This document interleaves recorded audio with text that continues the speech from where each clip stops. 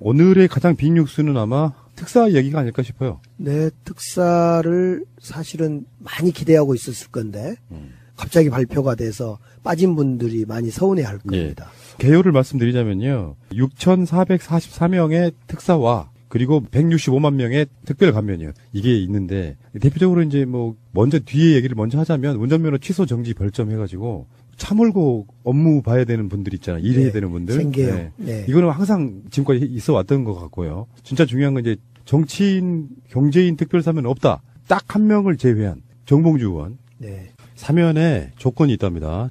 이 조건은 뭐냐면은 현재 재판에 계류 중인 사건, 사법적 판단이 끝나지 않은 사건들에 대해서는 사면 대상에서 제외됐다. 뭐 그렇기 때문에 지금 세월호라든지 등등의 사건들은 지금 사면 대상이 안 된 거예요. 네. 그리고 정봉주 의원 같은 경우는 17대 이명박이 뽑히던 당시에 11대 대선 관련해서 전부 다 소취혈한다든지 또는 뭐 사법적 판단을 내린다든지 이런 식으로 끝났는데 정봉주 전 의원에 대해서만 지금까지 이명박 재임 기간, 박근혜 재임 기간에 전혀 사면을 해주지 않았죠. 그런 면에서 정봉주 의원은 아주 특별한 케이스라고 할 수 있고요. 그 당시 관련자들은 다 사면되거나 법적인 문제가 다 끝났는데 정봉주 의원만 지금 10년 정도를 이렇게 법적인 문제에 있어서의 사면이 안 됐다 이런 거고요. 네. 안철수 씨가 그랬죠. 왜 정봉주만 사면했느냐. 이런 이유를 모르니까 어떤 공감력도 없이 막 뱉는 게 아닌가 이런 생각을 해봅니다. 정봉주 의원이 얼마 전에 나는 국회의원 출마 안 해라는 얘기를 했어요. 다른 방송에 나와서. 네. 나는 이제 그쪽 국회에는 떠났다. 내가 지금 들어가 봐야 그때 당시 초선이었던 뭐 그때 당시 이렇게 어떤 급수라는 게 있어서 안 나간 데서 정치인으로 분류를 안 하게 아닐까. 정봉주 의원 같은 참 억울하지요. 당시에 저는 그래서 오늘 그런 페이스북을 남겼습니다. 정봉주 특별사면 절반만 박수 보낸다. 축하한다. 나머지 절반은 정봉주 전 의원이 재심을 청구해서 즉 다스가 이명박 거란 거에 밝혀지고 그에 따라 재심 증거가 확보되면 재심을 청구해서 정말 그동안의 감옥과 마음과 몸 정신적 고통받은 것이 위로받을 때 그때 내가 나머지 절반을 축하하겠다. 그래서 오늘은 2분의 1 축하만 보냈습니다. 그때 옆에서 많이 지켜보셨죠. 그렇죠. 대표적으로 맞습니다. MB정부 출범한 2007년 8년 그때 BBK 특별법 싸운이 나고요. 저하고 정봉주 의원 등이 나르는 정봉주, 나르는 강기정 뭐 막 날려다녔죠 그때 뭐. 이번 지금 특별사면 관련해가지고 자료화면 내보내는데 역시 현역 같은 전 의원이세요. 정봉주 의원하고 같이 나란히 걸어가는 모습이 자료화면으로 나가더라고요. 그때 뭐 당시에 임종석 지금 비서실장이 우리 당의 그러니까 우리 당 당시에 우리 야당의 간사 수석 부대표였습니다. 그러니까 당시에 수석 부대표였는데 당시에 임종석 실장 그다음에 정무수석하고 있는 한병도 정무수석 그리고 정봉주 뭐 당시에 최재성 의원 정말 그때 기라성 같은 대부분 축구 잘하는 선수들이었습니다. 기라성 같은 우리 의원들이 이 BBK 특별법 관철을 위해서 몸을 던졌죠. 그 당시에. 예. BBK 드림팀. BBK 드림팀. 예. 정봉주 의원을 제외하고는 눈에 띄는 게 이제 용산 참사 관련한 철거민 분들. 네. 사실은 그거는 진작에 사면이 됐어야 되는 거 아니에요. 그렇죠. 용산 참사가 2009년에 설 직전에 일어난 일인데 제가 행안위 간사를 하고 있을 때인데 야 그때는 정말 참담했습니다. 그 한겨울에 그 옥상 막내에 불이 나서 7명이 죽고 이번에 사면된 25명이 결국 재판을 받았던 거 아닙니까? 감옥도 가고 죽기도 하고 재판도 받고 가족이 죽고 가족이 감옥 가고 아버지가 죽고 자식이 감옥 가는 이런 참담한 현실인데 그 당시에 제가 이제 7대 의혹 당시에 너무 정말 과잉 진압이었고 안전수칙도 지키지 않는 진압에 대해서 저희들이 많이 싸웠는데 정말 꿈쩍도 안 했죠. 이명박 정부는. 제가 그 용산 참사 현장이 집에서 가깝기도 했고요.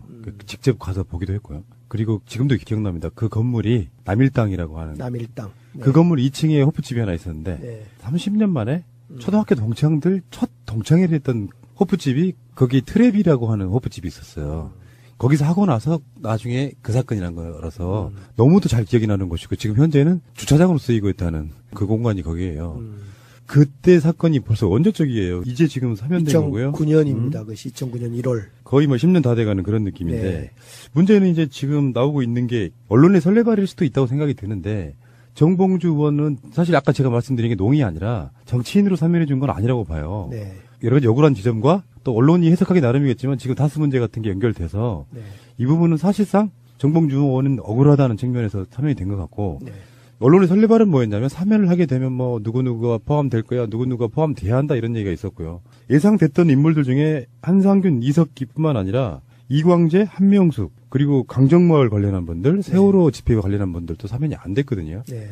근데 이게 지금 법무부의 발표를 보니까 어떤 절차나 어떤 과정상에 있어서 다 완결된 분들 위주로 했다 이렇게 이야기를 하고 있더라고요. 네. 그러면 내년에 한 광복절 정도의 특사가 한 번 더 있지 않을까 이런 생각을 해보는데. 저는 개인적으로 한상균 민주노총 위원장도 사면돼야 된다 저 동의했고요. 예. 그다음에 강정마을 같은 경우도 제주 원희룡 지사가 요청한 분들이니까 사면을 해야 되는데 아마 여러 가지 절차나 또 여러 가지 그런 정치인 사면보다도 민생 사면 위주로 하다 보니까 이런 사면이 된 것 같고 생계형 민생사범 중심으로 결국 지금 용산 건 같은 경우는 사실은 너무너무 억울하고 분통 터진 일이기 때문에 잘한 것 같아요, 사면을. 특히 이제 형도 다 마감됐고 이런 일이기 때문에 그래서 남은 이제 2차, 3차 앞으로 사면 기회가 있다면 뭐 강정마을 마을 분들이라든가 사건 관련자들이라든가 또 한상균 위원장 등 사면해야 할 분들이 많다고 생각합니다. 예. 예. 컷오프를 사면해주는 뭐 이런 건 없나요? 그것은 타임머신을 타고 역사를 뒤돌려야 되는데 그것은 명예회복은 될 수 있어도 그러니까요. 실효성이 별로 없을 것 같습니다. 전에 왜 그 정현주 사장이요, KBS. 네. 배임 이런 걸로 걸었어요, 쫓아내려고. 그래서 쫓아내야 되고 배임에 대해서 대법원이 결국은 죄 없음 무죄를 내렸단 말이에요. 네. 그리고 나중에 KBS 사장의 인면에 대해서도 불법이다 이렇게 판결이 나왔단 말이에요. 그러면 되돌아가야 되는데 이미 사장이 새로운 사장이 앉아서 업무를 보고 있어요. 이게 세상에 억울한 일이에요, 이게. 네. 저도 그런 억울한 경우가 몇 번인데, 저뿐만 아니라 많은 사람들이 검찰의 공소권 남용으로 기소가 돼서 재판을 받아서 불구속 재판을 받아서 무죄가 되면 아무 그 형사보상금도 없어요. 아무것도 없어요. 하다못해 변호사비도 뭐 없어요. 그렇기 때문에 검찰에서 기소권 남용을 하지 않아야 되는데, 그래서 최근에 문재인 정부 들어서서 한 가지를 했더만요. 1심, 2심에서 무죄일 때는 당연히 3심의 항소를 검찰에서 하거든요. 상고, 즉 항소를 하는데 앞으로는 어떤 항소위원회의 심의를 거쳐서 하겠다. 그러니까 누가 보더라도 1심, 2심은 무죄가 나면 검찰에서 자중해야 되는데 그걸 끝끝내 그냥 무죄 나왔기 때문에 자존심 상하기 때문에 끌고 가는 일을 계속 하더라고요. 저도 그런 경우를 당했고. 지금도 그러고 있잖아요. 그러니까 제가 국정원 댓글 사건, 셀프 감금 사건 1심, 2심 무죄인데 3심으로 또 가 있어요. 이거 참 말이 안 되는 건데. 얼마 전에 왜 우리 방송에 나오는 김승하 지부장 이야기도 네. KTX 그 부분이요. 네. 1심, 2심이 다 복직을 허락하는 판결이 나왔어요. 그래서 철도공사도 거기에 대해서 승복하겠다 이랬는데 갑자기 뜬금없이 대법원에 항고를 해요. 근데 대법원에서 뒤집히잖아요. 도대체 뭔지를 모르겠어. 정말 말이 안 되는 판결이었어요. 자, 알겠습니다. 어쨌건 사면 받으신 분 축하드리고요. 사실은 이 사면 말고도 아까 제가 말씀드린 것처럼 특별 감면 이런 것들 받으신 분들은 악의는 없는데 법에 의해서 처벌을 받다 보니 생계가 힘들어진 분들에 대한 이런 것은 가장 중요하다고 생각합니다. 나라가 정권이 바뀌었다는 의미에서 상징적인 것 같고 아직 사면 못 받으신 분들도 때가 있을 거라고 생각이 들어요. 뭘 이렇게 특별히 배제한다 이런 것보다는 정봉주 전 의원은 분명히 정치인으로 사면 아닙니다. 정치 앞으로 안 한다고 했기 때문에 일반인으로 사면 된 게 아닌가 싶어요. 방송인 정봉주. 그렇지. 방송인이기 때문에. 네. 잠시 후에 다시 하겠습니다. 자, 지금 군 장성 인사가 마무리가 됐습니다. 그래서 뭐 합창무장부터 시작해서 몇 개월에 걸쳐서 인사를 했는데 지금 이번에 나왔던 건 뭐냐면은 창군 이래 최초로 여군 3명이 별을 달았다는 거예요. 네. 문재인 대통령이 취임하는 순간부터 여성 유리천장 뭐 이런 얘기가 나왔고 강경화 외교부 장관 이야기도 나오고 피우진 보훈처장 이야기도 나오고 하면서 여성분들의 약진이 좀 두드러지고 있는데 사실은 예전만 해도 왜 금녀의 구역 이런 거였잖아요. 네. 근데 어느 순간에 육사도 여학생들이 진출할 수 있게 됐고 심지어요 육사 입학이나 졸업이 수석이 여자인 경우가 많아요. 근데 막상 별을 달려고 보면 여성분들의 별 다른 확률이랄까 떨어졌었는데 이번에 최초로 여군 3명이 별을 달았다고 합니다. 발표한 내용을 좀 읽어주세요. 능력과 자격을 갖춘 여성 인력을 우선 선발한다는 원칙에 따라 창군 이래 최초로 전투병과 여군 2명을 동시에 진급시켜 항공작전사령부 참모장, 육군본부 안전관리차장으로 중용했습니다.